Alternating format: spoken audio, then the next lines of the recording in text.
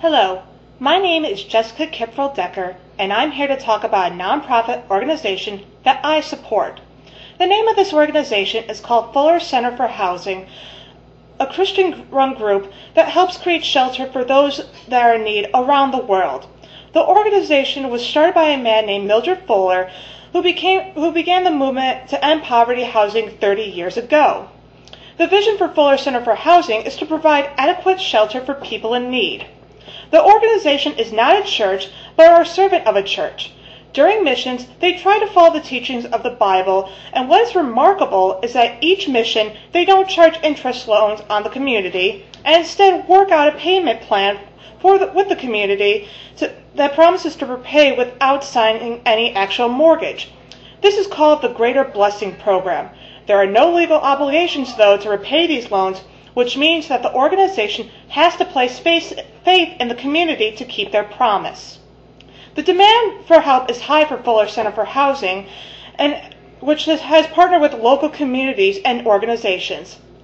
The partnership helps since the local communities and organizations know the area well, so they will contact Fuller Center for Housing if they need help. The role for convenient partners for Fuller Center is important. There are local organizations that have signed an agreement with Fuller Center Housing to work in partnership to help build or renovate houses for families that are in need in particular areas. Having a connection with Fuller Center for Housing and these local organizations is great, since this creates information sharing, running funding, and name recognition.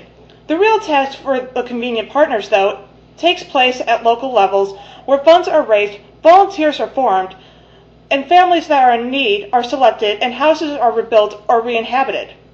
One of their successes was creating and dedicating 14 homes where Mildred Fuller, the creator of the organization, lived.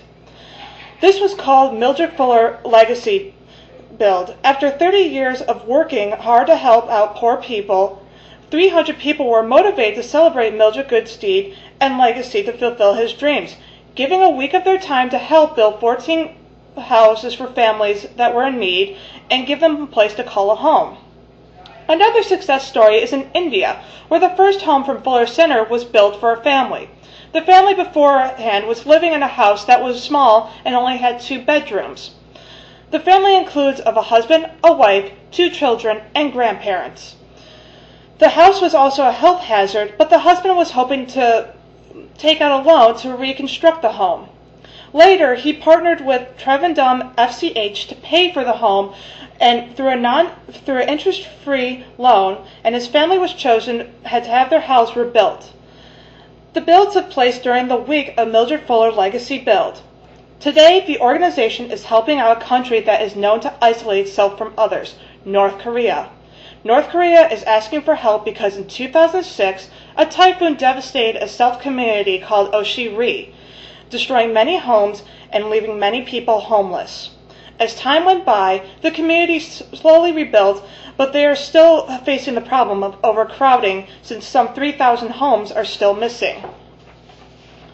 What is interesting is that the North Korea government is allowing the United States to help maintain the project, and both sides together are working to make houses more energy efficient.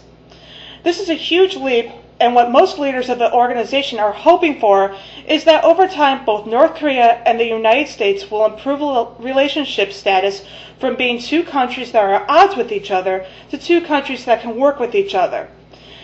My name is Jessica Kipfel, and this is my nonprofit speech.